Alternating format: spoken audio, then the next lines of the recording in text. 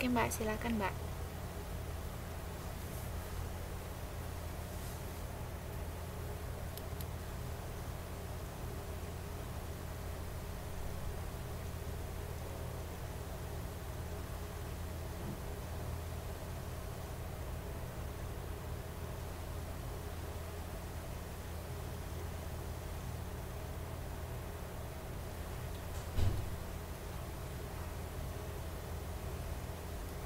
Halo Mbak. Halo. Halo. Oke, terima kasih.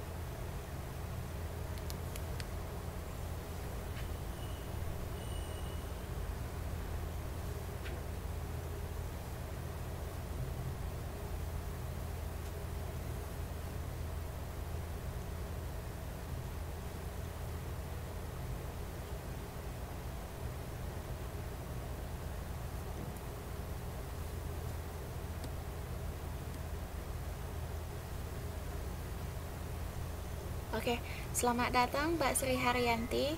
Mohon absennya Mbak ya. Mbak Sri Haryanti.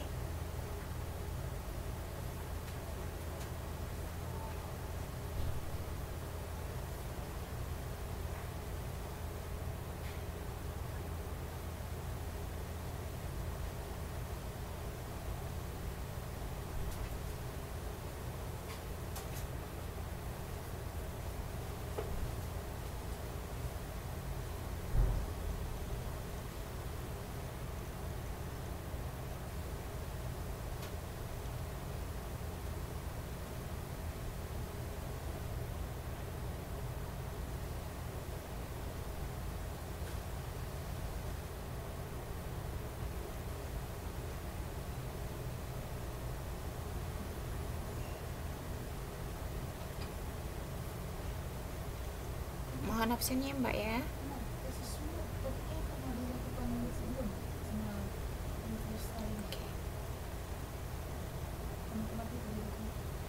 Halo, Mbak Sri Haryanti. Halo, halo, dengar suara saya Mbak? Mbak, halo, Mbak Susanti. Mbak Susanti bisa dengar suara saya Mbak?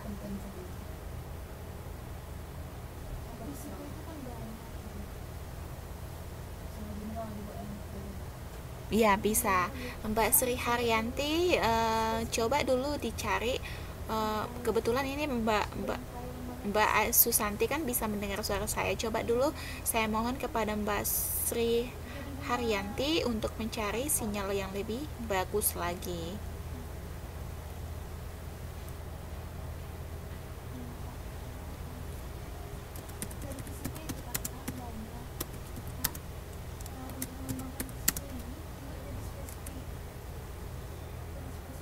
Selamat datang Mbak Eka.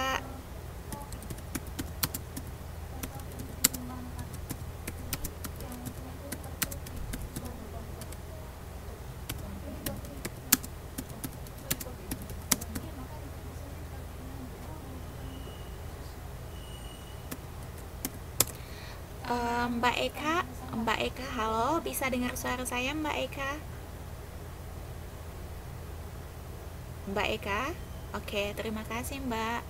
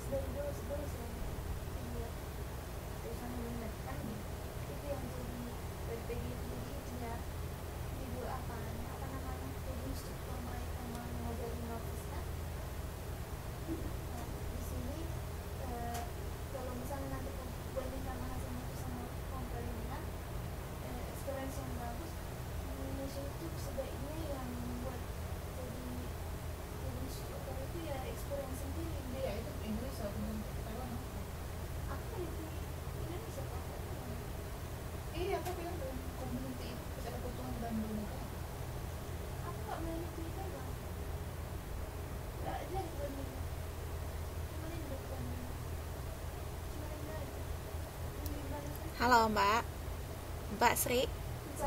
Halo Mbak. Tapi Mbak bisa dengar suara saya kan Mbak? Halo Mbak Sri.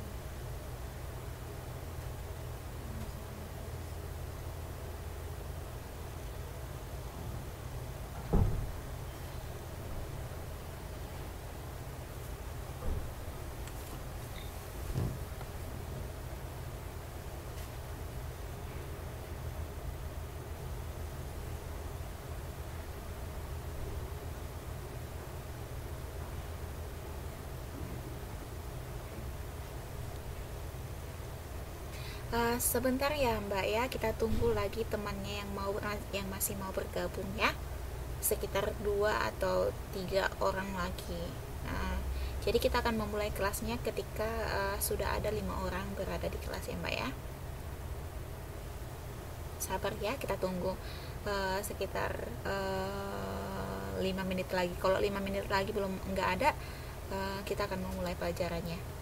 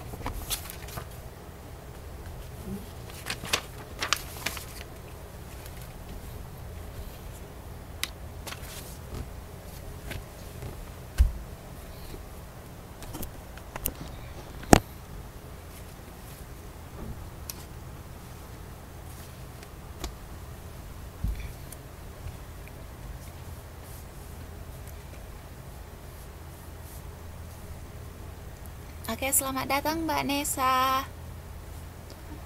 Mbak Nesa bisa dengar suara saya kan, Mbak?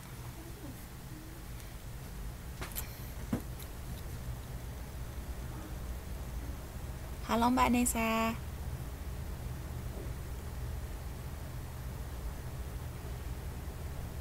Halo Mbak.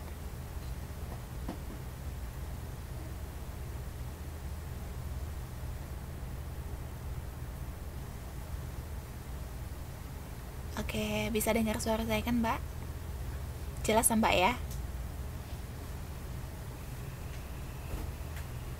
Oke, terima kasih. Nah, kebetulan ini uh, oke. Tuh. Oke, sudah ada 4 orang yang hadir ya.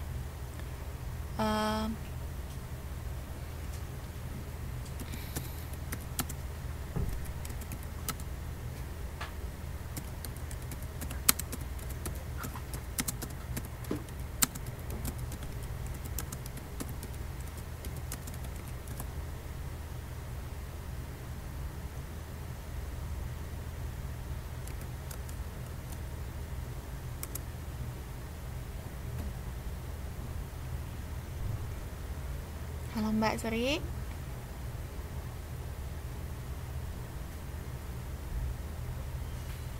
Halo Mbak.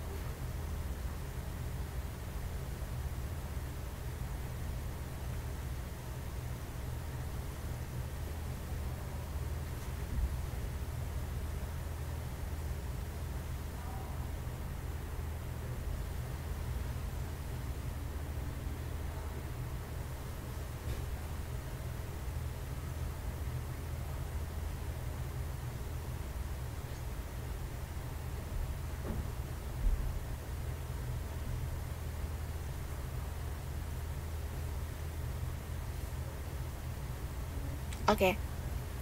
Oke, selamat malam semuanya. Kita mulai saja kelasnya. Perkenalkan, nama saya Aprilia.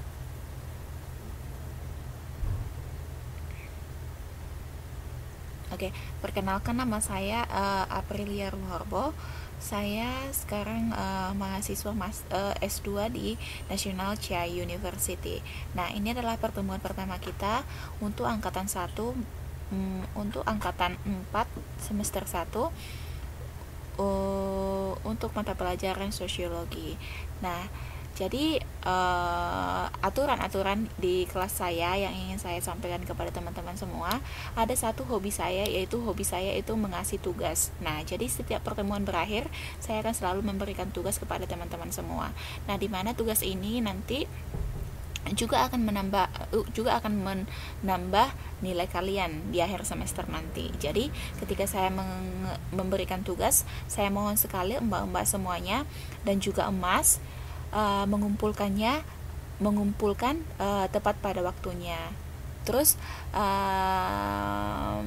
saya mohon kehadirannya selalu on time di dalam kelas kita, karena kan kalau nggak on time ya berarti materi kita nggak tersampaikan dong semuanya gitu. Jadi saya mohon semuanya bisa on time. Kalau jam 9 dikatakan datang, ya masuk kelas ya harus jam 9 gitu ya Mbak ya.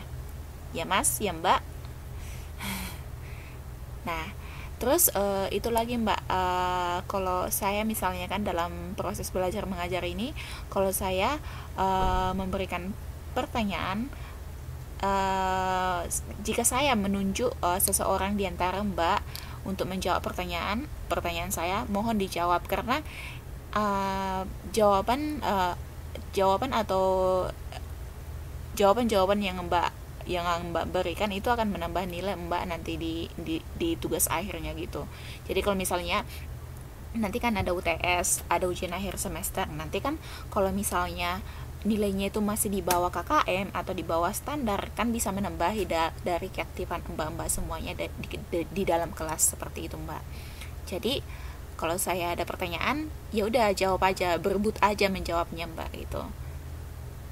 Masalah benar atau tidaknya itu urusan belakangan. Yang penting mbak-mbak semuanya sama Mas itu boleh aktif di dalam kelas gitu. Ngerti Mbak ya? Oke Mbak. Oke tak? Oke.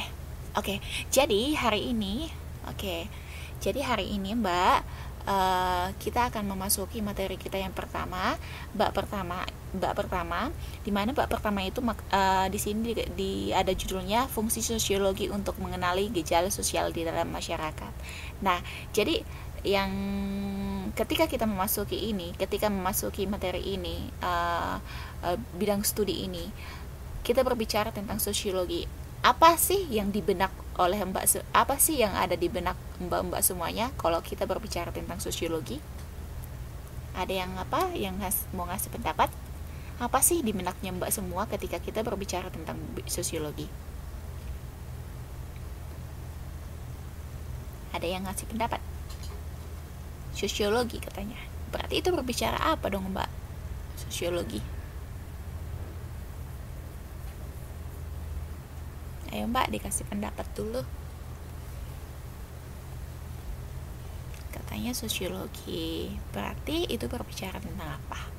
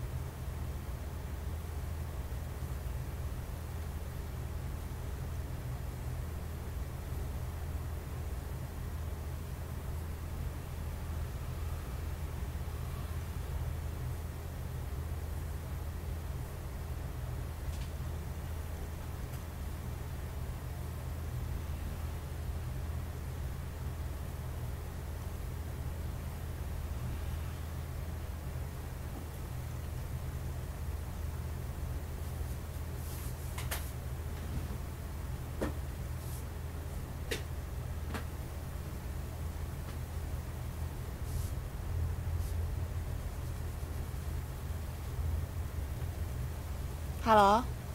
Halo Mbak? Halo? Halo?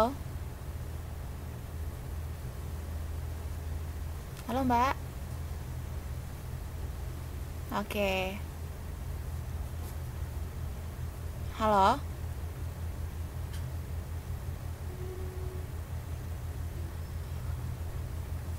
Ya?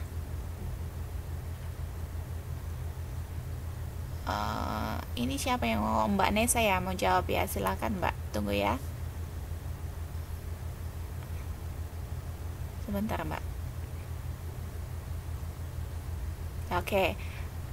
Yang lain bisa dengarkan ya, tolong didengarkan pendapatnya lain, yang pendapatnya yang temannya. Nah sekarang saya nunjuk Mbak Nesa. Nah kalau kita berbicara tentang sosiologi, apa sih itu gitu? Ayo Mbak Nesa.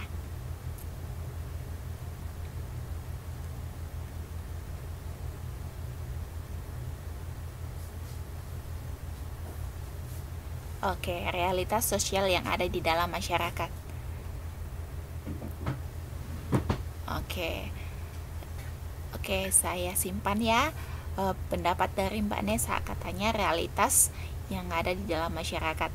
Kemudian saya juga mau dengar dong pendapat dari Mbak Sri. Aha, ya dong Mbak. Saya mau dengar pendapat dari Mbak Sri.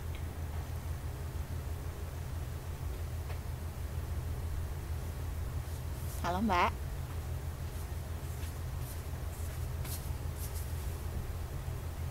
Halo Mbak. Mbak Sri.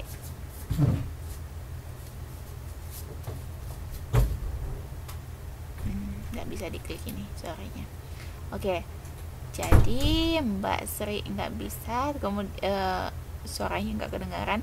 Sekarang saya mau nanya dong sama Mbak Susanti. Saya juga pengen tahu dong Mbak, dari pendapat dari Mbak Susanti. Kalau nggak bisa, kalau itunya, kalau mikrofonnya nggak bisa, silahkan diketik aja Mbak. Silahkan diketik aja kalau memang nggak bisa.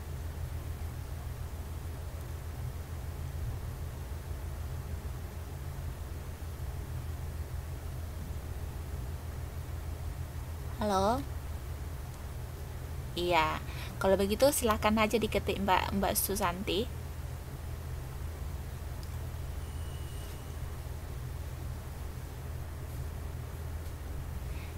Oke, tadi Mbak Nesa bilang kalau sosiologi itu berbicara tentang realitas yang ada di dalam masyarakat. Kemudian Mbak Susanti berkata sosiologi itu berbicara tentang masyarakat yang luas.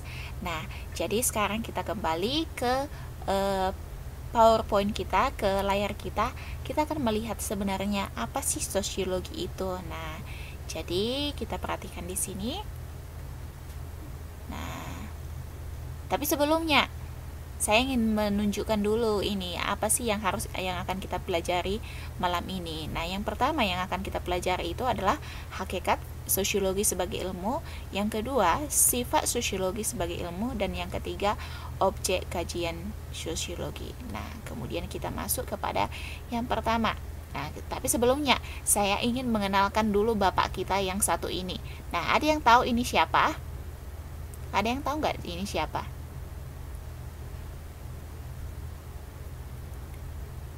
Ada tahu nggak ini siapa? Siapa sih ini gitu? Wah ini gitu. Ada yang tahu?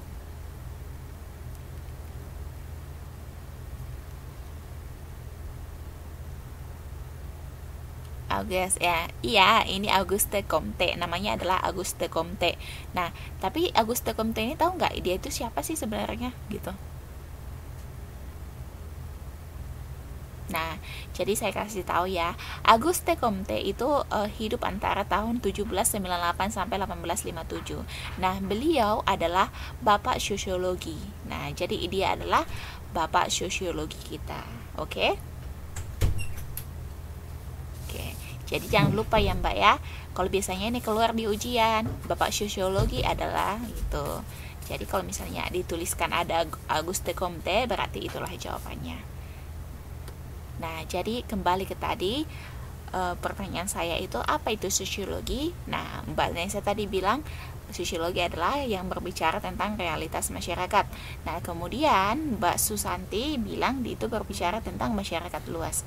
Nah, jadi kita lihat ini sosiologi itu apa sih sebenarnya? Nah, jadi sosiologi berasal dari bahasa Latin, yaitu socius yang berarti kawan, sedangkan logos yang berarti ilmu pengetahuan. Nah, ungkapan ini diungkapkan pertama kali dalam buku yang berjudul Cours de Philosophie Positive karangan Auguste Comte gitu. Jadi karangan bapak kita yang tadi, Bapak Auguste Comte. Nah, jadi walaupun banyak definisi tentang sosiologi, namun umumnya sosiologi dikenal sebagai ilmu pengetahuan tentang masyarakat. Jadi sebenarnya sosiologi itu adalah ilmu pengetahuan tentang masyarakat gitu. Nah, selanjutnya, masyarakat adalah sekelompok individu yang mempunyai hubungan, memiliki kepentingan bersama, dan memiliki budaya. Sosiologi hendak mempelajari masyarakat, perilaku masyarakat, dan perilaku sosial manusia dengan mengamati perilaku kelompok yang dibangunnya. Jadi sosiologi itu juga akan mempelajari yang namanya hubungan-hubungan yang terjadi di dalam masyarakat. Sosiologi itu juga kok bisa ini pindah ya? Bentar ya. Nah, sosiologi itu juga mempelajari tentang perilaku, kebudayaan, dan kehidupan di dalam suatu masyarakat tertentu gitu. Jadi begitulah sosiologi. Sosiologi itu mempelajari tentang masyarakat gitu. Ada yang mau ditanya di sini?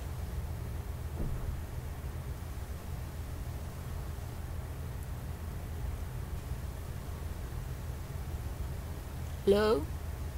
Tidur ya?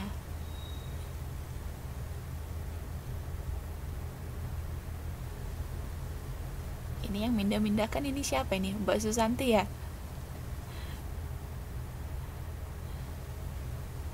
Oke.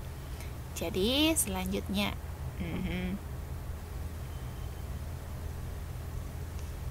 Jadi saya mau nanya dulu nih, masyarakat tadi artinya apa, Mbak? Ada yang masih ingat?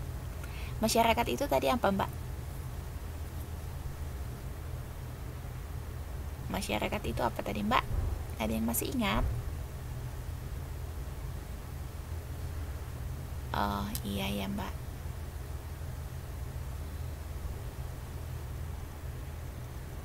Masyarakat kelompok individu. Ya, kelompok individu ya. Jangan lupa. Ya. Nah, kemudian hakikat sosiologi.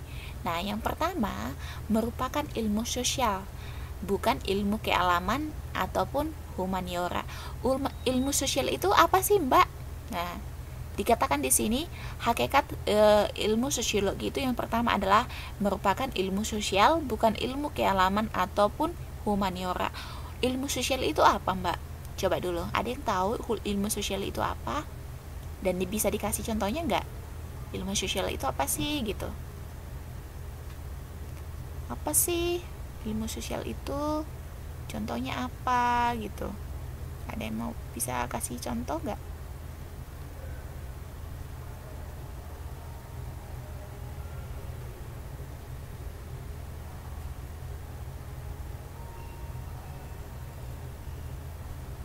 Yuk, lomba.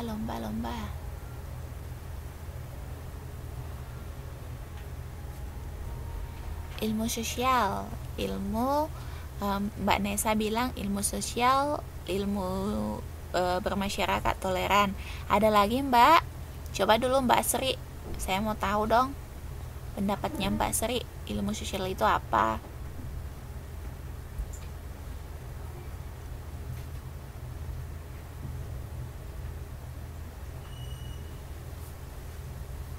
Halo, Mbak.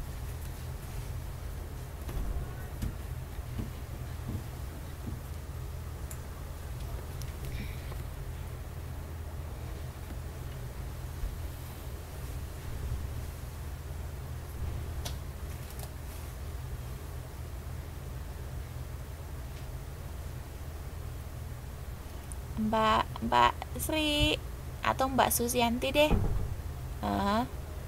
Oke, pendapatnya Mbak Susanti, saling menghargai dan menghormati antar individu katanya. Ayo, ada yang lain?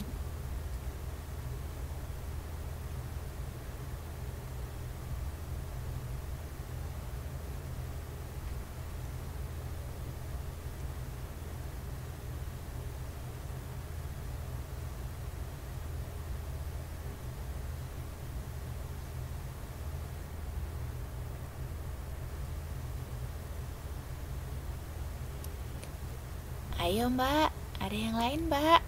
Ini ada 4 orang ini, tapi yang tadi cuma 2 aja. Ilmu sosial kata Mbak Eka, ilmu sosial yang berkegiatan meningkatkan kemakmuran rakyat. Nah, jadi ini ya, ilmu sosial itu, Mbak, silakan dicatat kalau mau dicatat. Ilmu sosial adalah ilmu yang objeknya pada masyarakat. Nah, ilmu sosial adalah ilmu yang objeknya kepada masyarakat. Nah, contohnya apa? Contohnya sosiologi, ilmu politik, ekonomi, komunikasi, psikologi sosial, geografi sosial, hubungan internasional, dan lain sebagainya gitu. Sekali lagi, ilmu sosial merupakan ilmu yang objeknya adalah masyarakat. Contohnya apa? Contohnya sosiologi, ilmu politik, ekonomi, komunikasi, psikologi sosial, geografi sosial, hubungan internasional, dan lain sebagainya. Nah, jadi kalau begitu ilmu alam itu apa, Mbak? Ilmu kealaman itu apa? Ilmu kealaman itu apa sih, Mbak? Gitu. Tadi kan ilmu sosial itu fokusnya kepada masyarakat. Ya, Mbak Nesa bilang biologi. Ada yang lain, Mbak? Ilmu kealaman itu apa?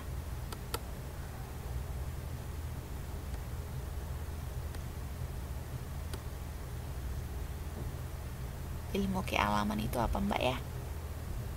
Coba dulu Mbak Eka Suharyanti, sama Mbak Sri, sama Mbak ini juga Susanti. Ayo, Mbak.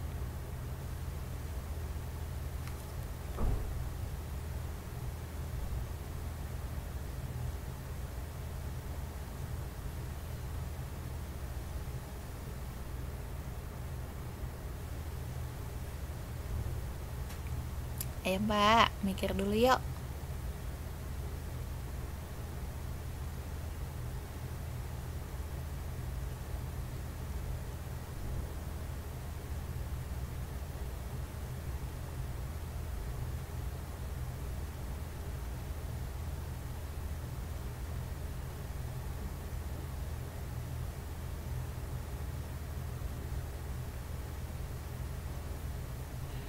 Oke, Mbak Eka Suharyanti katanya ilmu yang mempelajari tentang lingkungan.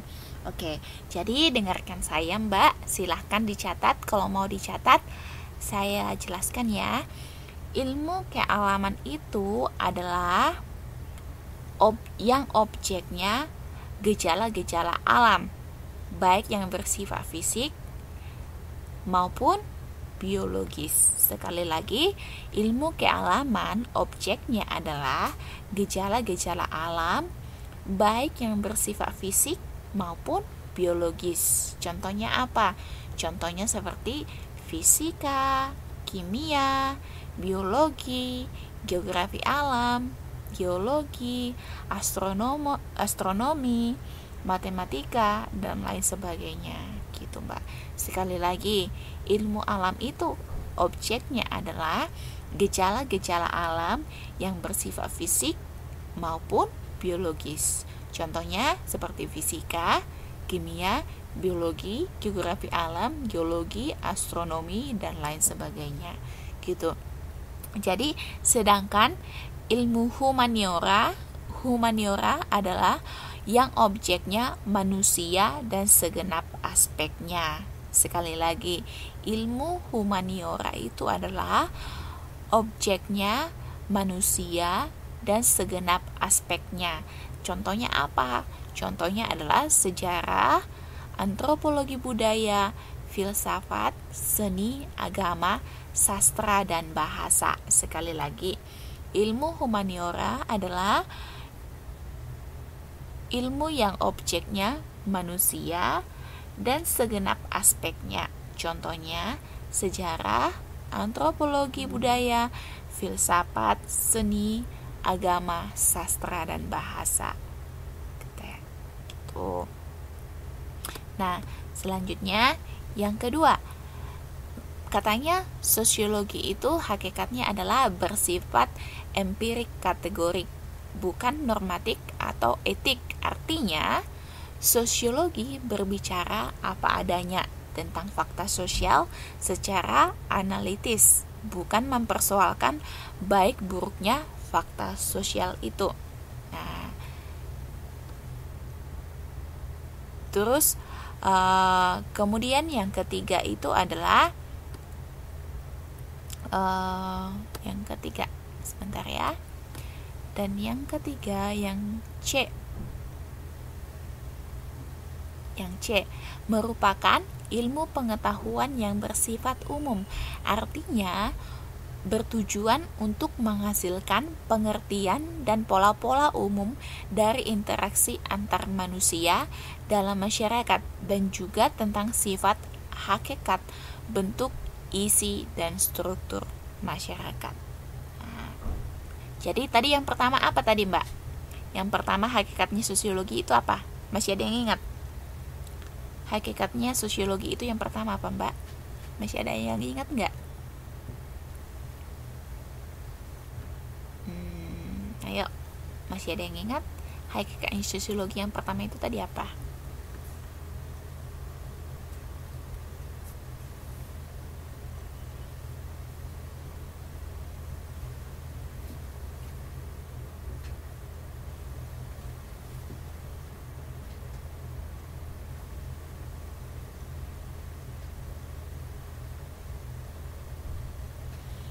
Ayo, mana nih suaranya? Ayo, jangan jatuh di itu Mbak. Ilmu sosial. Ayo, iya, ilmu sosial. Ada lagi? Oke. Jadi saya ulangi ya. Yang pertama tadi itu hakikatnya ilmu sosiologi itu adalah yang pertama, sosiologi itu adalah ilmu sosial. Yang kedua, sosiologi itu bersifat empirik kategorik. Artinya yang kedua itu sosiologi itu bersifat empirik kategorik. Yang ketiga, sosiologi itu merupakan ilmu pengetahuan yang bersifat umum. Jadi sudah 3 ya, ingat 3. Yang pertama tadi, sosiologi itu adalah ilmu sosial. Yang kedua itu, sosiologi itu bersifat empirik kategorik. Dan yang ketiga, sosiologi itu merupakan ilmu pengetahuan yang bersifat umum. Itu jangan lupa ya Mbak ya. Nah, yang keempat, sosiologi merupakan ilmu pengetahuan murni atau pure science, bukan ilmu pengetahuan terapan atau applied science. Nah, perbedaan pure science sama applied science, ada yang tahu? Ilmu pengetahuan murni sama ilmu pengetahuan terapan. Apa sih bedanya gitu?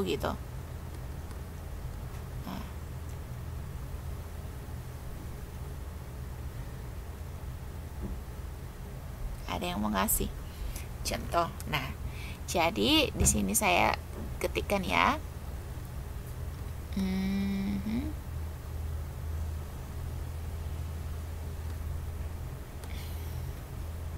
Nah, ilmu, katanya ilmu pengetahuan murni. Apa sih maksudnya itu Bu, ilmu pengetahuan murni? Ayo, ilmu pengetahuan murni adalah, ada yang mau ngasih? Nah, tadi kan saya bilang kan Mbak, yang keempat itu ini. Yang keempat itu ilmu sosiologi itu merupakan ilmu pengetahuan murni atau pure science, bukan ilmu pengetahuan terapan. Jadi saya mau tanya dulu, perbedaannya ilmu pengetahuan murni sama ilmu pengetahuan terapan itu apa sih gitu? Ilmu pengetahuan murni sama ilmu pengetahuan terapan, bedanya apa gitu? Ada yang mau ngasih pendapat? Silakan.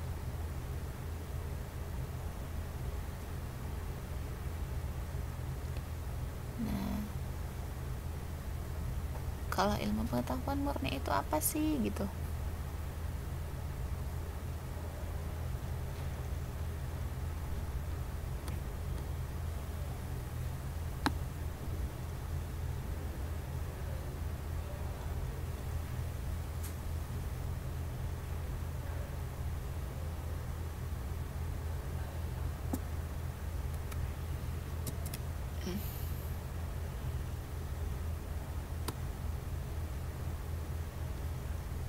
Ayo, ada yang mau ngasih contoh?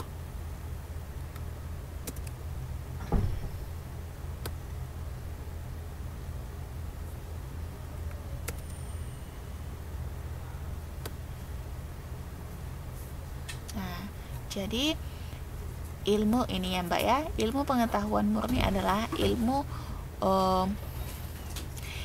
yang kajian-kajiannya tidak dapat secara langsung digunakan atau diterapkan dalam kehidupan sehari-hari. Contohnya apa? Contohnya itu adalah sosiologi gitu. Sosiologi. Salah satu contohnya adalah sosiologi.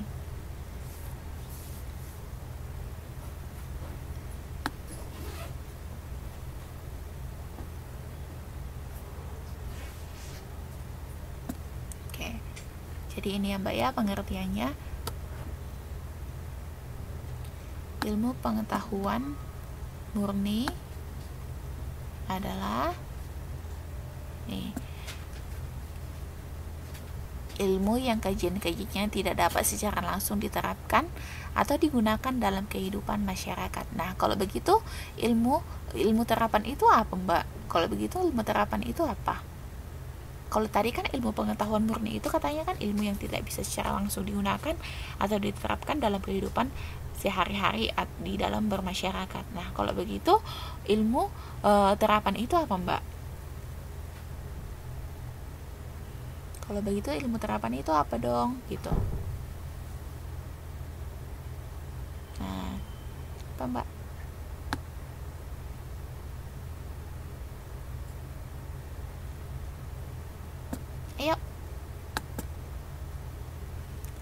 Ayo Mbak.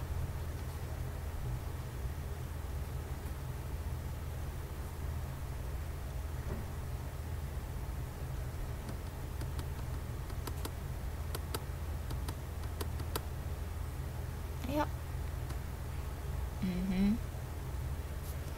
Secara langsung diterapkan, kata Mbak Eka itu secara langsung diterapkan di dalam masyarakat. Mbak Nesa, apa tuh? Apa maksudnya? Apa tadi? Mbak Nesa pendapatnya tadi apa ya? Oke. Dalam permasalahan. Oke. Di dalam permasalahan, diterapkan dalam permasalahan. Oke. Jadi ini Mbak ya, ilmu terapan itu atau ilmu terapan itu adalah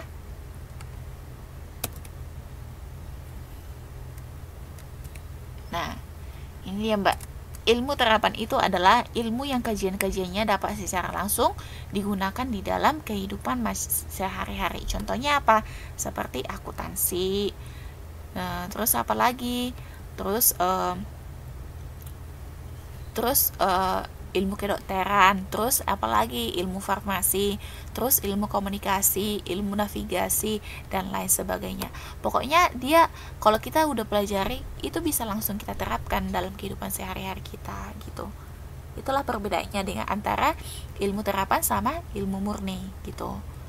Nah, yang kelima itu sosiologi merupakan ilmu pengetahuan yang bersifat abstrak dan bersifat teoritis. Artinya abstrak di sini katanya bahwa sosiologi itu tidak nyata, artinya tidak bisa kita lihat secara langsung, dia sifatnya abstrak atau tidak nyata.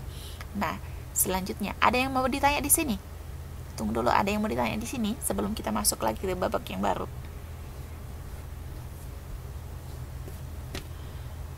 Halo Mbak Warsi, selamat datang Mbak.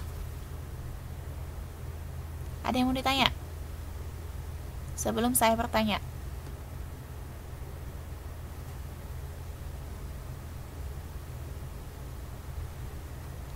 Ayo Mbak, sebelum saya bertanya, silakan ditanya.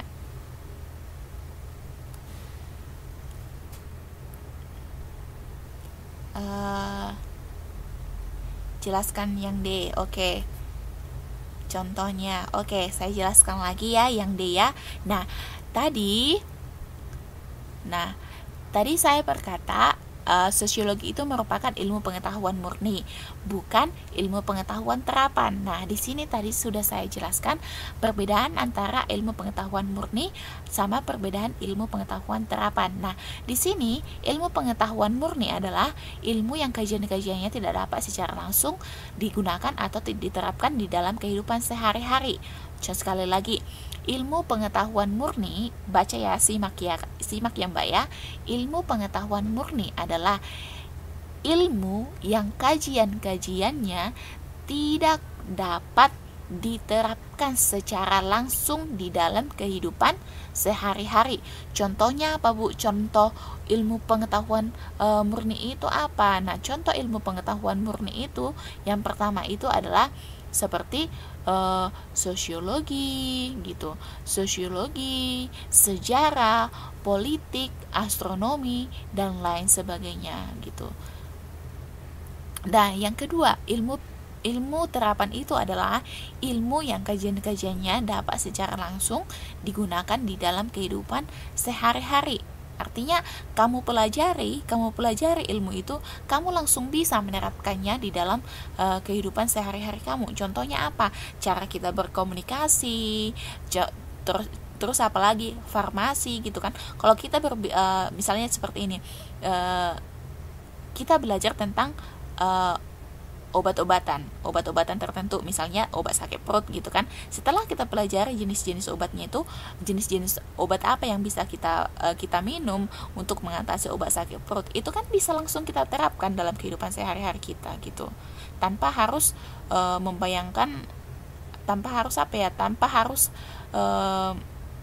membayang-bayangkannya gitu kan. Membayang-bayangkan kayak mana saya bilang ya, tanpa harus tanpa harus kita harus berimajinasi atas itu, tapi kita bisa langsung menerapkannya dalam kehidupan kita sehari-hari gitu. Apa yang kamu dapat, apa yang kamu pelajari, kamu bisa langsung menerapkannya dalam hidup kamu gitu, dalam kegiatan kamu, dalam keseharian kamu gitu. Oke, ada yang mau ditanya lagi? Ada yang mau ditanya lagi, Mbak?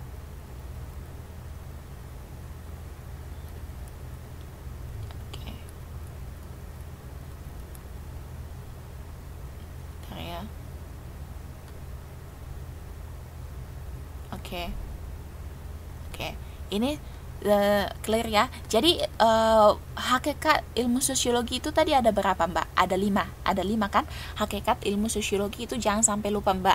Yang pertama itu tadi ilmu sosial. Sosiologi itu sebagai ilmu sosial. Yang kedua, ilmu sosiologi itu bersifat apa, Mbak? Tadi ilmu sosiologi yang kedua itu apa, Mbak? Sosiologi itu merupakan apa, Mbak? Tadi yang pertama katanya ilmu sosiologi itu merupakan ilmu sosial. Nah, yang kedua, ilmu sosiologi itu bersifat empirik kategorik, yang artinya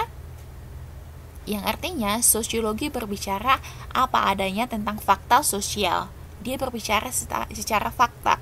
Yang kemudian, yang ketiga itu sosiologi merupakan ilmu pengetahuan yang bersifat umum. Artinya bertujuan untuk memberikan atau menghasilkan pengertian dan pola-pola umum dari interaksi atau hubungan antar manusia di dalam masyarakat. Sekali lagi, sosiologi merupakan ilmu pengetahuan yang bersifat umum, yang artinya bertujuan untuk menghasilkan pengertian dan pola-pola umum dari interaksi atau hubungan antar manusia di dalam masyarakat. Nah, jadi yang keempat, ada lagi katanya sosiologi merupakan ilmu pengetahuan murni atau pure science dan bukan ilmu pengetahuan terapan. Tadi saya sudah jelaskan itu perbedaan keduanya. Ya, di mana ilmu pengetahuan murni itu tidak bisa kita langsung terapkan di dalam kehidupan sehari-hari kita. Sementara ilmu pengetahuan terapan itu ketika kita sudah mempelajarinya, kita langsung bisa menerapkannya dalam kehidupan sehari-hari kita. Nah, yang kelima lagi tadi ada katanya ilmu sosiologi merupakan ilmu pengetahuan yang abstrak dan bersifat teoritis. Artinya, ilmu sosiologi itu tidak bisa kita lihat secara nyata gitu. Kita hanya bisa membayangkannya gitu. Oke. Ada yang mau ditanya lagi? Ada yang mau ditanya? Kalau tidak ada, kita masuk ke topik yang kedua. Oke, jelas ya, Mbak ya. Oke. Yang kedua, kita masuk kepada sifat-sifat sosiologi. Nah, sifat-sifat sosiologi ini secara umum ada 4. Nah, ada 4 Yang pertama itu bersifat empiris, artinya didasarkan pada hasil observasi dan akal sehat, dan hasilnya tidak bersifat spekulatif. Yang kedua, sosiologi bersifat non-etis, artinya yang dipersoalkan dalam sosiologi bukanlah baik buruknya fakta tertentu, melainkan menjelaskan fakta tersebut secara analitis dan apa adanya gitu. Jadi gak ditambah-tambahin ya, Mbak ya. Yang ketiga, sosiologi sifatnya teoritis. Artinya, sosiologi senantiasa berupaya menyusun kesimpulan dari hasil-hasil observasi untuk menghasilkan teori keilmuan. Dan yang keempat, sosiologi bersifat kumulatif. Artinya, teori sosiologi dibentuk berdasarkan teori yang ada, kemudian diperbaiki, diperluas, dan diperdalam. Jadi secara umum sifat-sifat sosiologi itu ada 4. 1, sifatnya ada yang empiris, artinya didasarkan pada hasil observasi. Yang kedua, sosiologi sifatnya non-etis, artinya yang dipersoalkan dalam sosiologi bukan tentang baik buruk, tapi menjelaskan fakta gitu. Sekali lagi, bersifat non-etis artinya yang dipersoalkan dalam sosiologi bukan tentang baik buruknya fakta tertentu, melainkan menjelaskan fakta tersebut. Nah, sekali lagi saya ulangi lagi, empiris tadi katanya adalah didasarkan pada hasil observasi. Empiris didasarkan pada hasil observasi. Kemudian non etis artinya yang dipersoalkan dalam sosiologi bukan tentang baik buruknya fakta tertentu, melainkan menjelaskan fakta tersebut secara analitis. Nah, yang ketiga, sifat sosiologi itu adalah sifatnya teoritis. Artinya sosiologi senantiasa berusaha menyusun kesimpulan. Kesimpulan dari apa, Bu? Dari yang empiris tadi, yaitu dari hasil observasi gitu. Jadi sosiologi itu bersifat teoritis, yang artinya senantiasa menyusun kesimpulan dari hasil observasi. Nah, yang keempat itu adalah sosiologi bersifat kumulatif. Kumulatif artinya di sini teori sosiologi dibentuk berdasarkan teori yang sudah ada. Jadi kumulatif artinya teorinya itu sudah ada, kemudian diapain? Diperbaiki, diperluas, kemudian diperdalam. Oke, jadi saya ulangi sekali lagi, sifat-sifat sosiologi itu ada 4. 1 empiris, yang artinya didasarkan pada observasi. Yang kedua, sosiologi bersifatnya non etis, artinya tidak mempersoalkan baik buruknya fakta tertentu, tetapi menjelaskan fakta tersebut. Yang ketiga, sosiologi katanya bersifat teoritis, artinya sosiologi berusaha menyusun kesimpulan dari hasil observasi. Yang keempat, sosiologi katanya bersifat kumulatif, artinya teori sosiologi tersebut didasarkan pada teori yang sudah ada, kemudian diapain? Kemudian diperbaiki, diperluas, dan diperdalam. Oke, saya kasih kesempatan. Ada yang mau ditanya? Saya kasih kesempatan. Jadi dari yang pertama tadi, mulai dari hakikat ilmu sosiologi sama sifat-sifat ilmu sosiologi, kita sudah belajar berapa? Kita sudah belajar 9 poin ya. Kita sudah belajar 9 poin. Yang pertama tadi, hakikat itu ada apa? Hakikat ilmu sosiologi itu yang pertama adalah ilmu sosiologi itu adalah ilmu sosial. Yang kedua tadi, ada yang masih ingat ilmu sosiologi itu hakikatnya apa? Yang kedua tadi. Sejauh ini kita sudah belajar 9 poin. Yang kedua tadi apa? Ada yang ingat? Ada yang ingat? Empirik. Yang ketiga. Oke, Mbak Susanti benar, yang empirik. Yang ketiga, ada yang ingat lagi?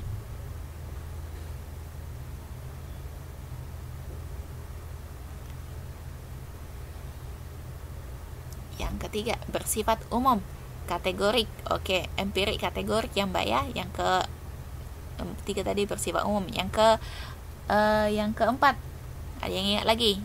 Yang keempat. Yang keempat. Ayo.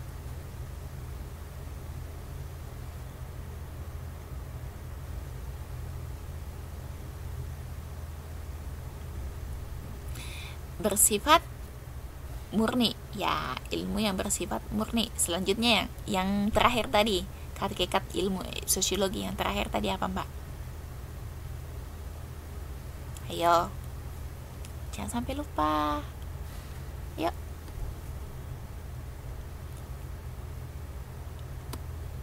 Ayo.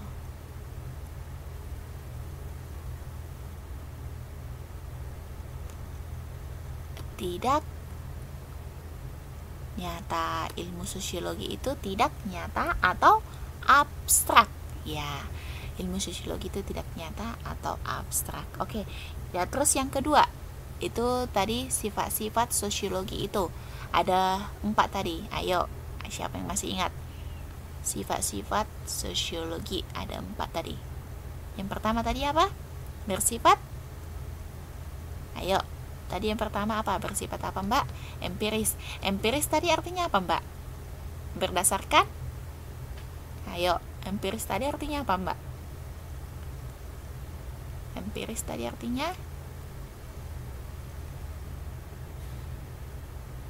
berdasarkan hasil observasi atau pengamatan. Yang kedua tadi apa? Yang kedua tadi apa? Non apa tadi Mbak? Non etis. Non etis artinya apa Mbak? Non etis di sini maksudnya apa tadi Mbak? Non etis tadi maksudnya apa?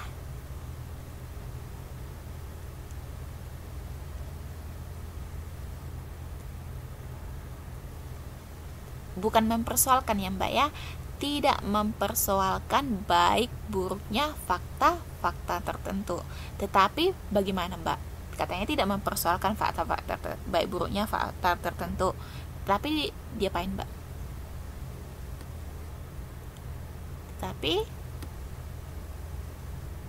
Tetapi apa Mbak?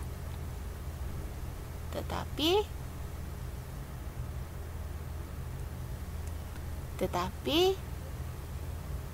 menjelaskan secara analitis. Benar sekali. Tapi menjelaskan secara analitis. Yang selanjutnya, yang ketiga itu sosiologi bersifat teoritis. Artinya tadi menyusun kesimpulan berdasarkan hasil observasi. Teoritis artinya menyusun kesimpulan berdasarkan hasil observasi. Yang keempat, dia bersifat kumulatif, artinya berdasarkan teori yang sudah ada. Jadi acuannya sosiologi itu adalah teori yang sudah ada, kemudian diapain Bu? Kemudian diperbaiki, diperluas, dan diperdalam lagi gitu. Jadi 9 poin ya Mbak ya. Kita sudah belajar 9 poin. Nah, sekarang kita masuk ke Oke, ini skip ya Mbak. Tadi kita sudah berbicara ini.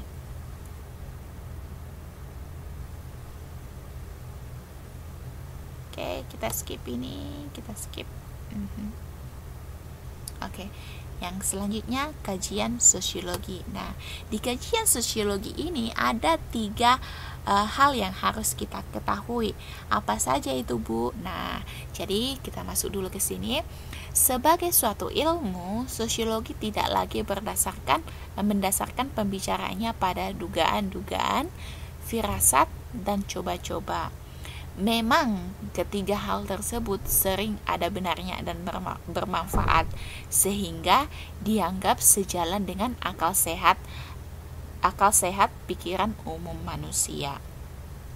Nah, namun penelitian ilmiah membuktikan bahwa tidak semua hal yang sejalan dengan pikiran umum manusia adalah benar.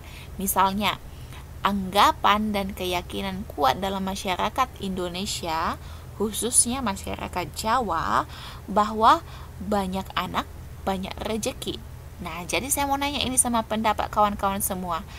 Benar nggak pendapat ini? Banyak anak, banyak rezeki. Menurut inilah dulu logika sama pendapatnya kawan-kawan. Betul nggak sih itu pendapat itu? Saya mau tahu dong ini benar. Oke, Mbak Susanti mengatakan itu benar, Mbak Nesa juga mengatakan benar. Saya mau tahu dong pendapatnya Mbak Warsi. Halo Mbak Warsi. Saya mau tahu dong pendapatnya Mbak tentang pendapat ini, banyak anak banyak rezeki katanya.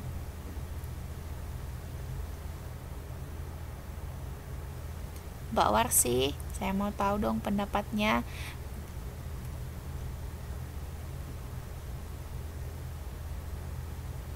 Halo Mbak Warsi, benar. Oke. Mbak Mugi gimana Mbak? Mbak Mugi, saya mau tahu dong pendapatnya. Katanya banyak anak banyak rezeki, betul nggak Mbak? Benar, belum tentu. Ya, belum tentu. Mbak Mugi mengatakan belum tentu. Ada lagi yang mau ngasih pendapat? Mbak ini deh, Mbak Sri gimana Mbak? Betul nggak sih pendapat itu Mbak? Banyak anak banyak rezeki.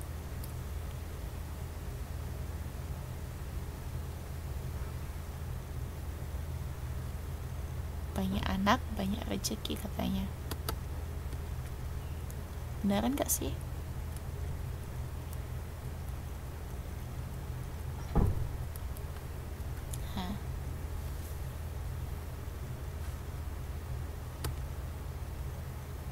Nah, jadi kita jawab aja ya Mbak ya.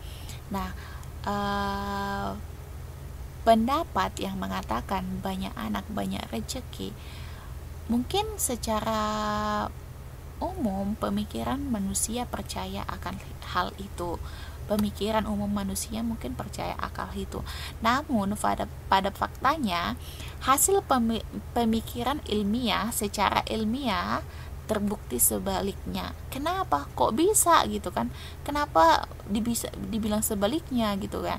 Sebab keluarga yang memiliki banyak anak beban hidupnya semakin besar dan sulit untuk mencukupi kebutuhannya. Nah, jadi di sini sekali lagi pendapat yang mengatakan bahwa banyak anak banyak rezeki menurut hasil pemikiran ilmiah terbukti sebaliknya. Artinya berarti banyak anak banyak pengeluaran yang harus dilakukan. Jadi pendapat ilmiah berkata bahwa banyak anak banyak pengeluaran. Jadi itu sangat berbeda atau bertolak belakang dengan pendapat umum masyarakat Indonesia, khususnya Jawa. Sebab alasannya apa? Sebab keluarga yang memiliki banyak anak beban hidupnya semakin besar dan sulit untuk mencukupi kebutuhannya gitu. Kalau dipikir-pikir secara logika sih benar juga gitu kan. Banyak anak berarti banyak pengeluaran gitu, bukannya banyak rezeki gitu. Nah, jadi loh, kok bergerak lagi sih?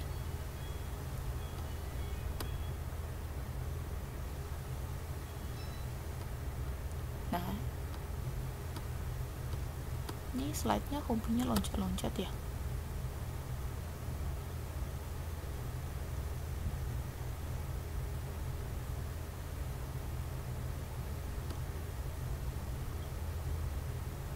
Nah, ya.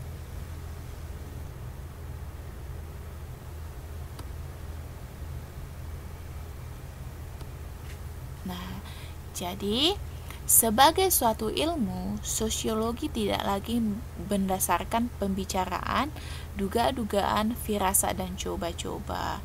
Nah, kembali lagi seperti yang tadi. Jadi yang namanya ilmu sosiologi itu tidak percaya lagi apa yang dikatakan oleh pendapat masyarakat umum, tapi mereka sudah memiliki teorinya sendiri gitu, yang tentu saja berdasarkan teori ilmiah atau teori ilmiah.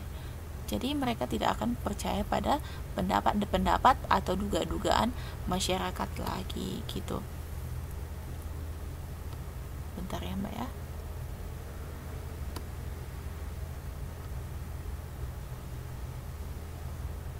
Nah, selanjutnya. Nah, objek studi sosiologi adalah fakta dan realitas sosial. Fakta sosial menurut Durkheim harus dipelajari melalui kegiatan penelitian. Nah, salah satu realitas sosial adalah kelompok-kelompok di dalam masyarakat. Nah, sosiologi mempelajari masyarakat dan perilaku sosial manusia dengan meneliti kelompok-kelompok yang dibangunnya. Nah, kelompok-kelompok yang dibangunnya ini seperti apa? Kelompok-kelompok yang dimaksud di sini seperti keluarga, masyarakat, kemudian negara dan lain sebagainya. Nah, terus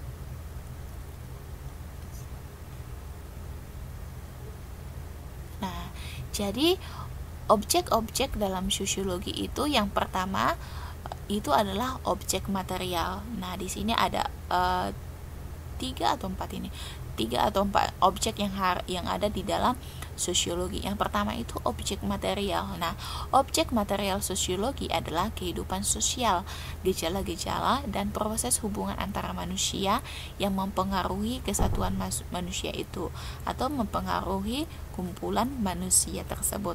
Nah, yang kedua ada yang namanya objek formal.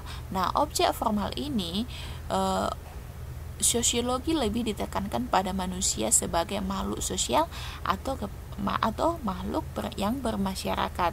Dengan demikian, objek formal sosiologi adalah hubungan manusia antara manusia serta proses yang timbul dari hubungan manusia di dalam masyarakat.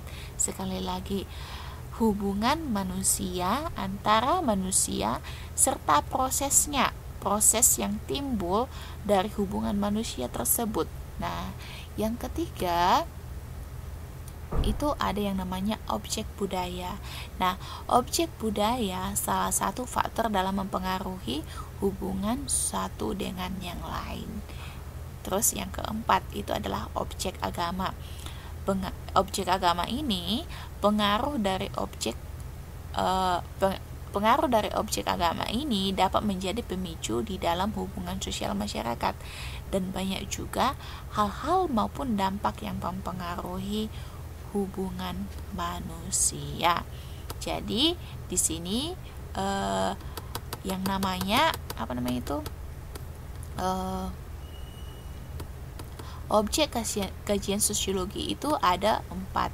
Yang pertama tadi katanya objek material. Maksudnya di sini objek materialis itu adalah kehidupan sosial di dalam masyarakat. Apa sih yang menjadi gejala-gejala dan bagaimana proses hubungan antara manusia yang satu dengan yang lainnya. Yang kedua itu adalah objek formal. Objek formal di sini maksudnya adalah hubungan manusia antara manusia serta proses yang timbul dari apa? Dari hubungan manusia yang terjadi di dalam masyarakat tertentu. Nah, yang ketiga itu ada yang namanya objek budaya. Nah, objek budaya salah satu faktor yang mempengaruhi hubungan satu sama lain. Dan yang keempat ada yang namanya objek agama. Artinya, pengaruh dari objek agama ini dapat menjadi pemicu antara hubungan sosial masyarakat, dan banyak juga hal-hal ataupun dampak yang mempengaruhi hubungan manusia itu. Jadi sekali lagi saya ingatkan, berarti objek kajian sosiologi itu ada 4. Ada yang kajian objek material, kemudian objek formal, yang ketiga ada objek budaya dan objek agama. Jadi ada yang mau ditanya sampai di sini? Silahkan ditanya kalau ada yang mau ditanya.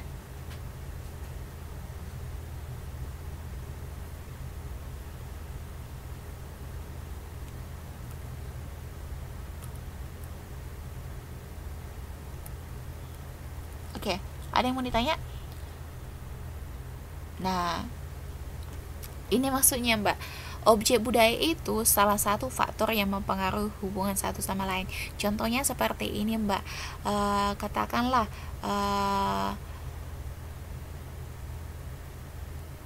di dalam ini kan katakanlah di dalam masyarakat Jawa. Dalam masyarakat Jawa itu kan memiliki satu budaya tertentu. Nah, jadi budaya atau kebiasaan yang berlaku di dalam masyarakat Jawa itu akan mempererat yang namanya hubungan antara satu dengan yang lainnya. Contohnya seperti ini Mbak. Katakanlah Mbak Susanti itu kan dari suku Jawa, ya kan? Dari suku Jawa memang ya Mbak ya. Kemudian Mbak Mugi juga berasal dari suku Jawa. Nah, karena adanya hubungan atau budaya yang sama atau ada istiadat yang sama, maka itu akan mempererat antara hubungan Mbak Mugi sama Mbak Susanti. Kenapa Mbak Mugi sama Mbak Susanti itu bisa seperti itu? Karena kebiasaan yang berlaku sama Mbak Susanti juga sama berlaku dengan Mbak yang dialami oleh Mbak Mugi, sehingga itu akan mempererat antara hubungan Mbak Susanti sama Mbak Mugi gitu. Oke, dari Mbak Warsi pertanyaannya, objek formal itu seperti apa? Nah, tolong ya, ini slide-nya jangan digeser-geser ya Mbak ya, biar saya nggak bingung. Ya Mbak ya. Nah, jadi gini Mbak, kita baca dulu ya, objek formal itu apa. Nah, Tapi sebelumnya saya ingin tanya dulu sama Mbak Susanti tadi tentang objek budaya itu. Sudah clear, Mbak? Contoh yang saya kasih tadi. Udah, oke. Jadi sekarang Mbak Warsi. Nah, Mbak Warsi menanyakan objek formal itu misalnya seperti apa ya, Bu ya? Nah, jadi objek formal. Nah, kita lihat dulu sini. Objek formal sosiologi lebih ditekankan pada manusia sebagai makhluk sosial atau masyarakat atau makhluk yang bermasyarakat. Dengan demikian, objek formal sosiologi adalah hubungan manusia dengan antar manusia serta proses yang timbul dari hubungan manusia di dalam bermasyarakat. Nah, sekali lagi, jadi objek formal ini maksudnya itu adalah Mbak, bagaimana sih hubungan Mbak yang misalkan ya, bagaimana sih hubungan Mbak Warsi dengan Mbak Susanti, gitu kan? Itu berbicara tentang bagaimana sih hubungan Mbak saya kasih contoh ya, apa sih bagaimana sih hubungan yang terjadi antara Mbak Warsi sama Mbak Susanti, dari katakanlah ini dari apa yang namanya itu dari masyarakat atau suku yang sama. Kemudian bagaimana sih dan apa sih proses yang terjadi di antara kalian, gitu kan?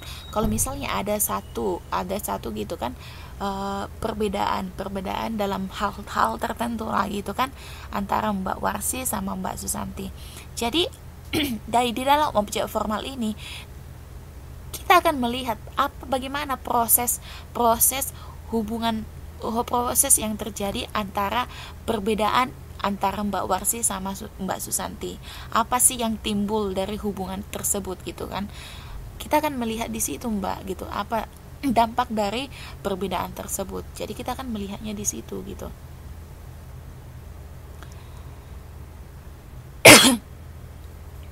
Bentar ya, Mbak.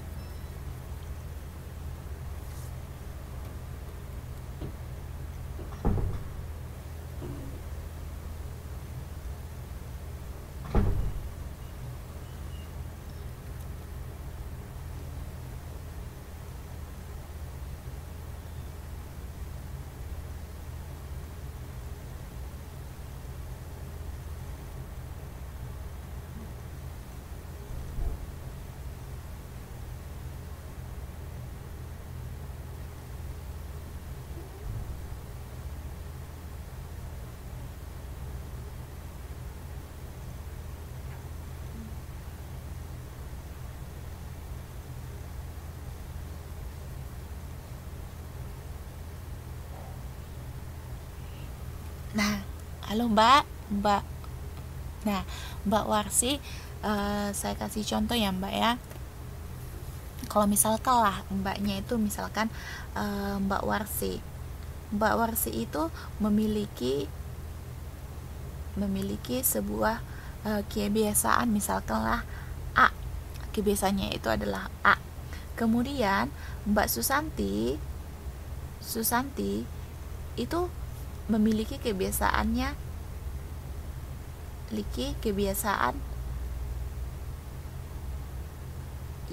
B.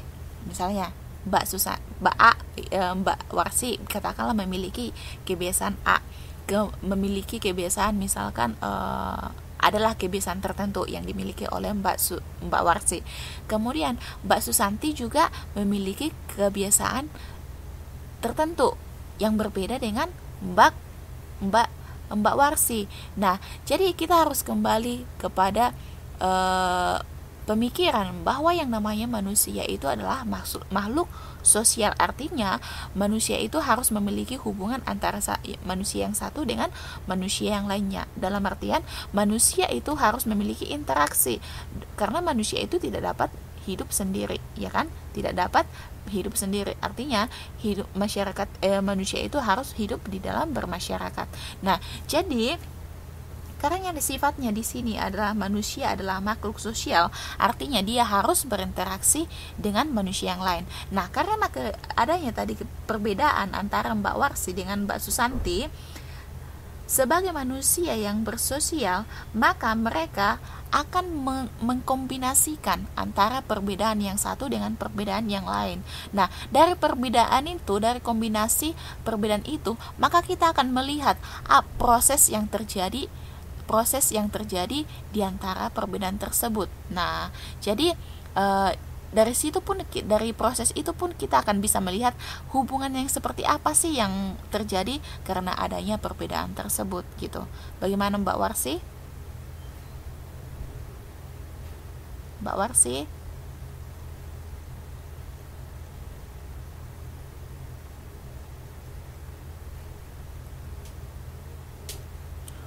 Wallah. Halo?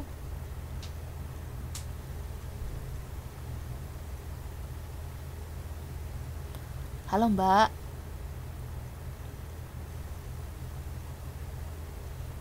Nah, jadi hari ini kita sudah belajar tentang 13 poin ya Mbak ya. 13 poin tadi itu ada 5 hakikat ilmu sosiologi, kemudian ada 4 sifat-sifat sosiologi, dan ada 4 ya. Oh ya, ada 4 yang namanya objek kajian sosiologi. Jadi hari ini kita sudah belajar berapa Mbak? 14 ya. 14 13 poin.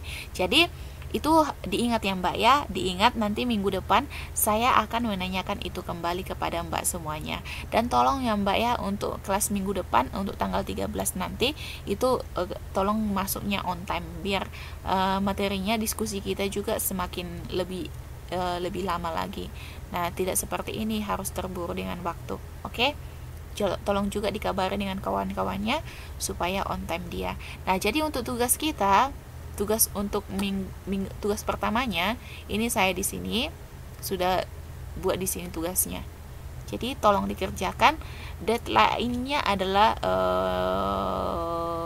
nanti setelah pertemuan minggu depan. Jadi deadline-nya saya ini ya. Bentar. Terakhir dikumpulkan tanggal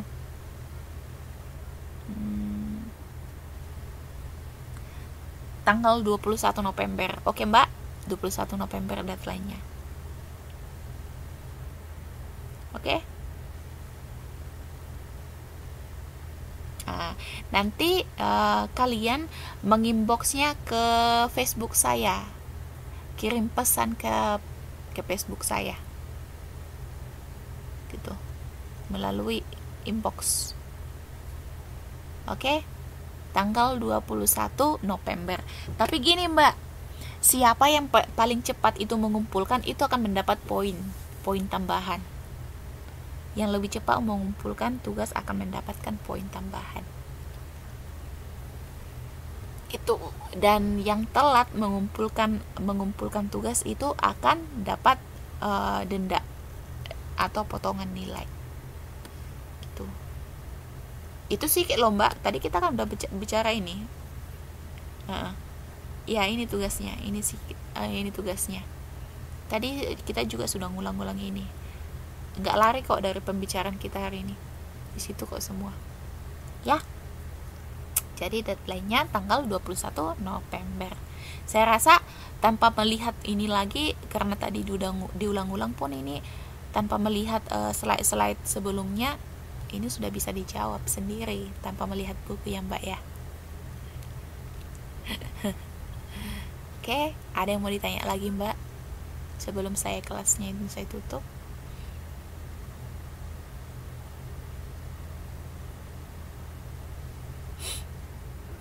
Ada yang mau ditanya Mbak?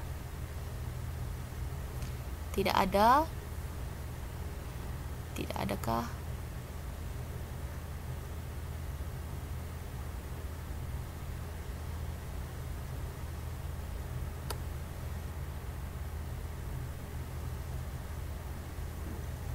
Oke.